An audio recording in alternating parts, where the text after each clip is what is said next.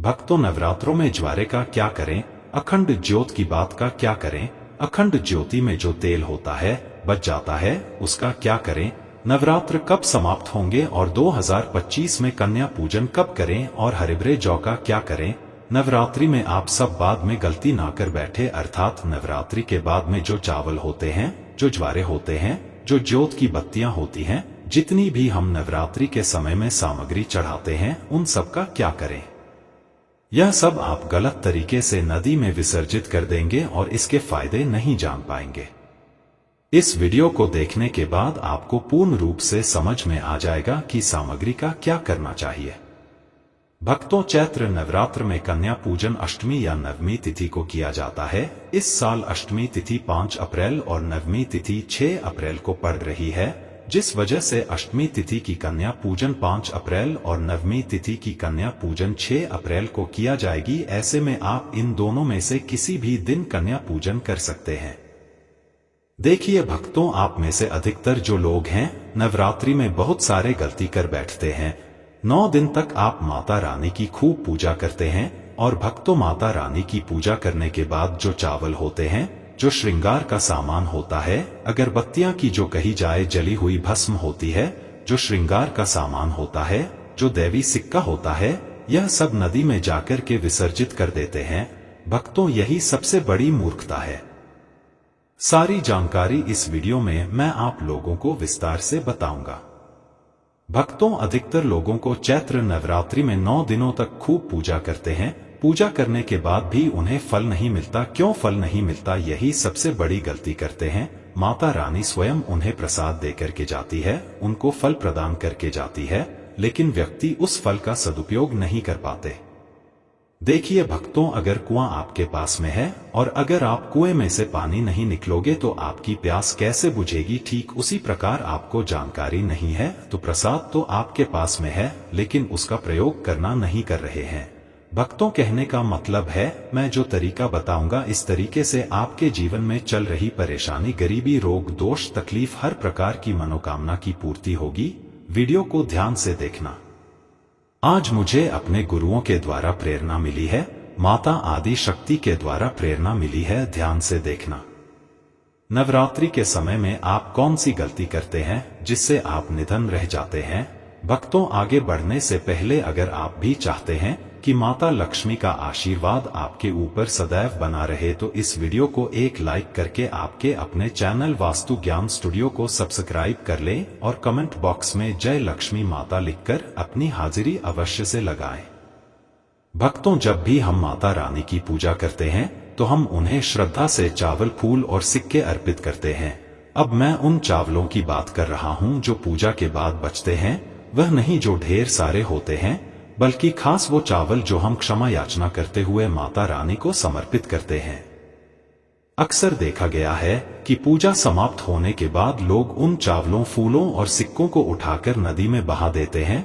अब जरा सोचिए, आपने पूरे 9 दिन तक माता रानी की पूजा की, उनका आशीर्वाद प्राप्त किया और जब उन्होंने आपको प्रसाद के रूप में कुछ दिया तो आपने उसे बिना सोचे समझे बहा दिया। यही तो सबसे बड़ी गलती है।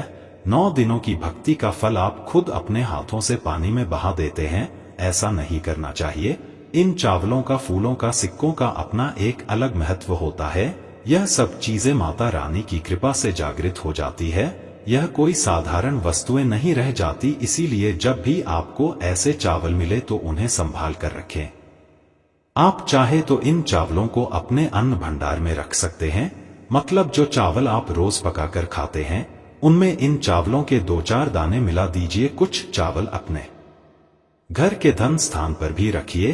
जो फूल पूजा में चढ़े होते हैं उन्हें सुखाकर अपने पर्स या तिजोरी में रखिए और जो सिक्के माता रानी को चढ़ाए गए होते हैं उन्हें भी अपने पर्स या धन पेटी में रखें। इन सब का बड़ा लाभ होता है। माता के मंत्रों से सिद्ध यह चावल, फूल और सिक्के हमारे जीवन में सकारात्मक ऊर्जा लाते हैं। नवरात्रि में जब नवदुर्गा का साक्षात वास होता है तो उस समय अर्पित की गई हर चीज जागृत हो जाती है, उसमें शक्ति आ जाती है। अब बात करें इन चावलों को खाने की, तो इन्हें एक साथ कभी मत खाइए। जब भी घर में चावल बने तो उसमें माता रानी के छड़े हुए सिर्फ 1 या 2 दाने डाल दीजिए। इससे आपके शरीर को शक्ति मिलती है, रोग दोष दूर होते हैं और जीवन में आने वाले कष्टों से बचाव होता है। शारीरिक पीड़ा है, मानसिक पीड़ा है, वह दूर हो जाती है और भक्तों माता रानी की आपको कृपा प्राप्त होती है।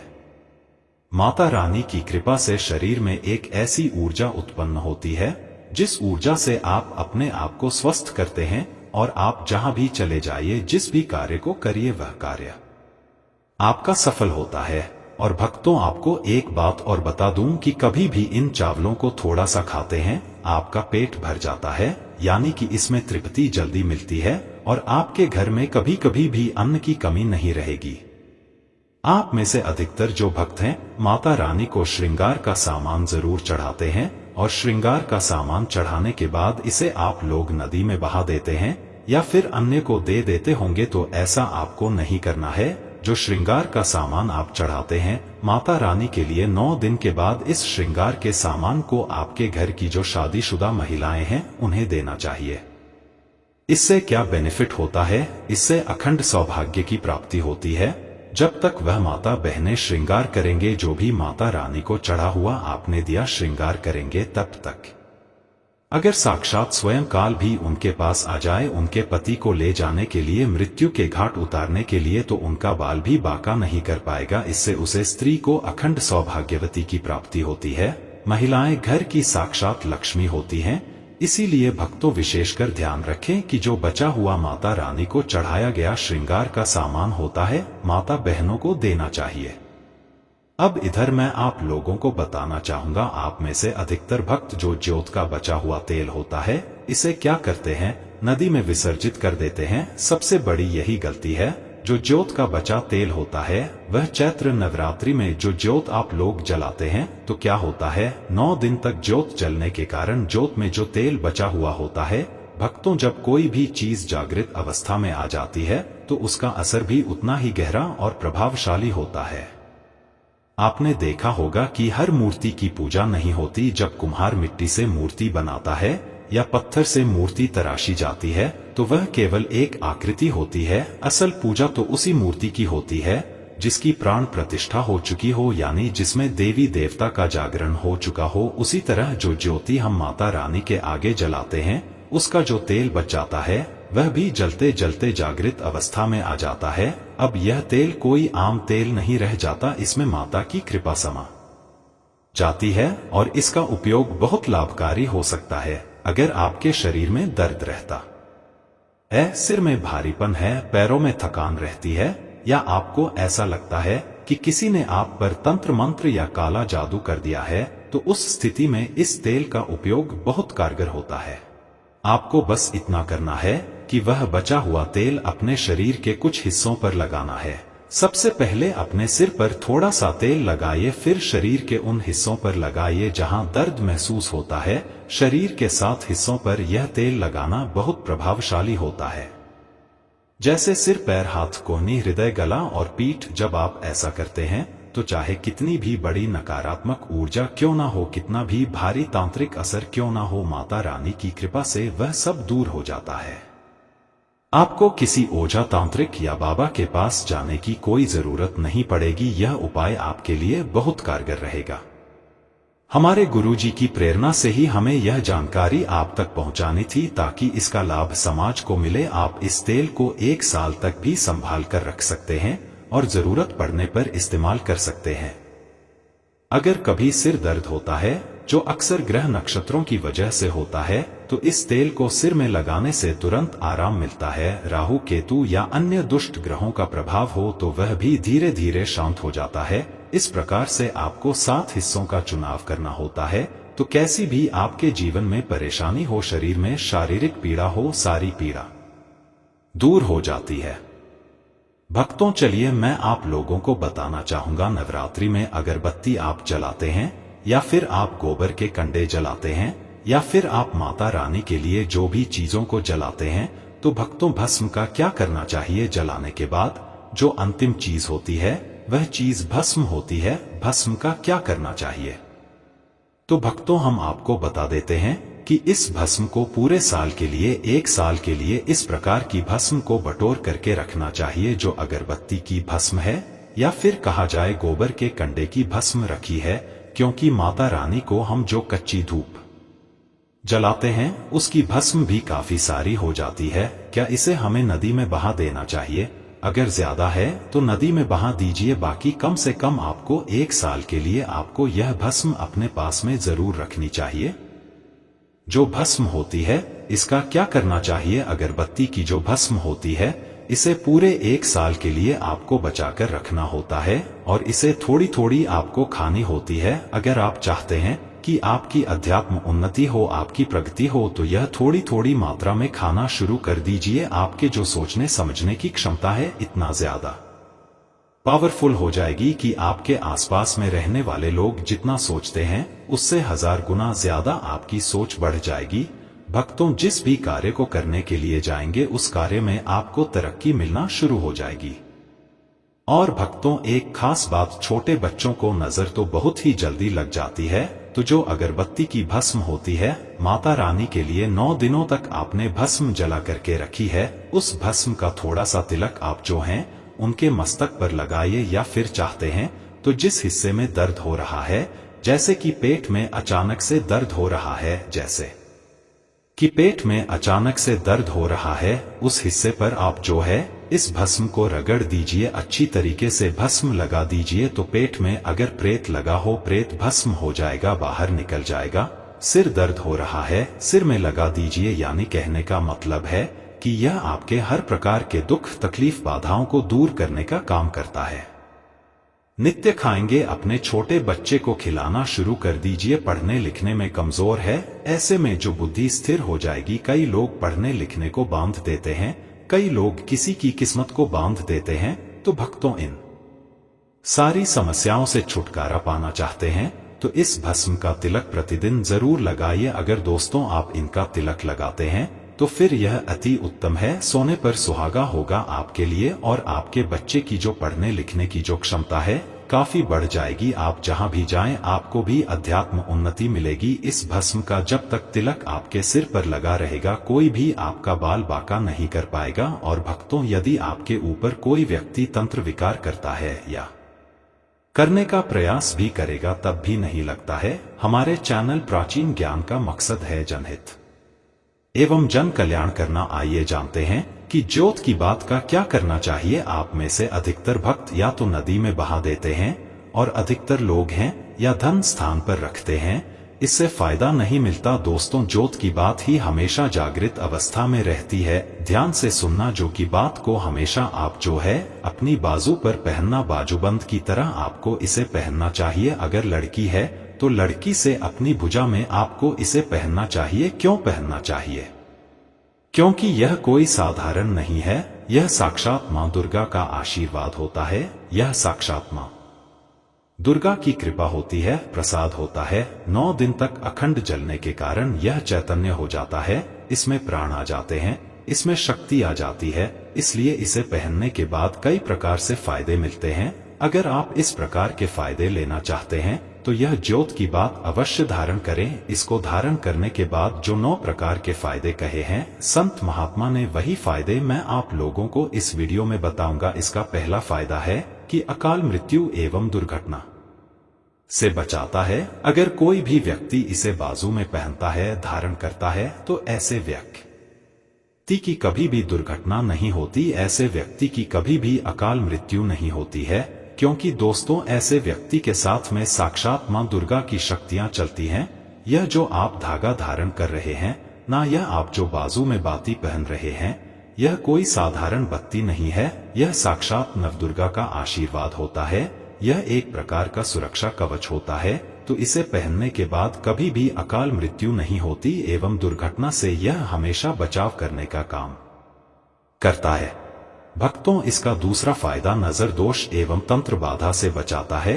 आप में से अधिकतर भक्त हमें बोलते हैं कि नजर दोष से परेशान रहते हैं, क्या करें? तो अगर आप नजर दोष से बचना चाहते हैं, आप चाहते हैं कि आपकी अध्यात्म उन्नति में किसी की नजर दोष ना लगे, आपकी उन्नति हो, प्रगति हो, तो बिल्कुल ही इसे धारण करिए। यह सदर दोष एवं तंत्र बाधा से बचाता है। कितना बड़ा तांत्रिक व्यक्ति क्यों ना आपके ऊपर में तंत्र क्रिया कर दे, वह तंत्र क्रिया नहीं लगेगी, सदा बचे रहेंगे भक्तों। इसका तीसरा फायदा भूत प्रेत एवं नीच शक्ति से बचाता है।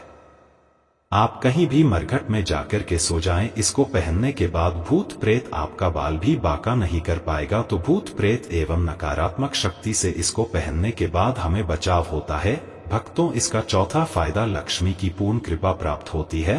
जो लोग चाहते हैं कि माता लक्ष्मी सिद्ध हो जाए, उनके जीवन में उनकी कमी ना हो, तो ऐसे व्यक्ति से अवश्य धारण करें। लक्ष्मी माता की पुण्य कृपा प्राप्त होती है एवं नवदुर्गा का आशीर्वाद भी मिलता है। इसका अगला फायदा दैहिक और भौतिक सुखों की प्राप्ति होती। इसको धारण करने के बाद जो लोग दैहिक सुख प्राप्त करना चाहते हैं, दैविक सुख प्राप्त करना चाहते हैं, भौतिक सुखों की प्राप्ति करना चाहते हैं, ऐसे व्यक्ति को इसे अवश्य धारण करना चाहिए। इसका छठा फायदा मनोवांछित कार्य सफल होता है। आपने लंबे समय से जो मनोवांछित कार्य सोच करके रखा है वह सफल नहीं हो पा रहा है, तो इसको धारण करने के बाद मनोवांछित कार्य सफल होना शुरू हो जाता है भक्तों। इसका अगला फायदा इच्छित नौकरी की प्राप्ति होती है। तो इसको धारण करने के बाद इच्छित नौकरी की प्राप्ति होती है। इसका आठवां फायदा दैविक सिद्धि की प्राप्ति होती है भक्तों। जब आप मां दुर्गा के चढ़ाए हुए किसी भी वस्त्र, फूल या प्रसाद को अपने पास रखते हैं या धारण करते हैं, तो मां दुर्गा अंश रूप में आपके शरीर में विराजमान रहती है। जब तक आप इसे अपने साथ रखते हैं तब तक मां की कृपा आप पर बनी रहती है। और यह तो आप भी जानते हैं कि जिस व्यक्ति के शरीर में स्वयं नवदुर्गा वास कर जाएं, उसके जीवन में कभी भी अन्न, धन या किसी भी वस्तु की कमी नहीं होती। अगर आप किसी एक रूप की पूजा करना चाहते हैं जो जल्दी प्रसन्न हो जाए, तो आप मां महागौरी की पूजा शुरू कर सकते हैं। यह बहुत जल्दी भक्तों से प्रसन्न हो जाती हैं और इनकी कृपा से जीवन में सुख शांति आती है। मां दुर्गा का जो स्वरूप सिद्धदात्री के रूप में जाना जाता है, वह सभी प्रकार की सिद्धियां देने वाला स्वरूप है। सिद्धि का मतलब सिर्फ कोई चमत्कारिक शक्ति नहीं, बल्कि मोक्ष तक की प्राप्ति हो सकती है। यानी जीवन के हर क्षेत्र में सफलता, शांति और आत्मिक उन्नति मिलती है। नवरात्रि के 9वें दिन मां सिद्धदात्री की पूजा करना बहुत फलदायी माना गया है। कहा जाता है कि इस दिन मां की आराधना से कोई भी असंभव कार्य संभव हो सकता है। यही वजह है कि जितने भी साधक होते हैं जो सिद्धि प्राप्त करना चाहते हैं, वह विशेष रूप से इस दिन मां सिद्धदात्री की पूजा करते हैं। मां ना तो किसी में भेदभाव करती हैं, ना किसी को कम या ज्यादा समझती हैं। चाहे कोई असुर हो, मानव हो, दानव हो या कोई भी जाति धर्म का हो, मां सभी को समान रूप से अपनी कृपा देती है। इनका जो बीज मंत्र है वह है सिद्धदात्री नमः। अगर आप सच में सिद्धियां प्राप्त करना चाहते हैं, अपने जीवन में चमत्कारी बदलाव देखना चाहते हैं, तो इस मंत्र का जितना हो सके जाप कीजिए। इस मंत्र का जाप करने से 8 प्रकार की सिद्धियां और 9 प्रकार की निधियां प्राप्त होती हैं। तो भक्तों, अगर मन में सच्ची श्रद्धा हो और साधना में निरंतरता हो, तो मां सिद्धदात्री की कृपा से जीवन में हर वह चीज मिल सकती है जो आपने कभी सोची भी ना हो। भक्तों, यह तमाम जानकारी जन रुचि को ध्यान में रखकर दी जा रही है।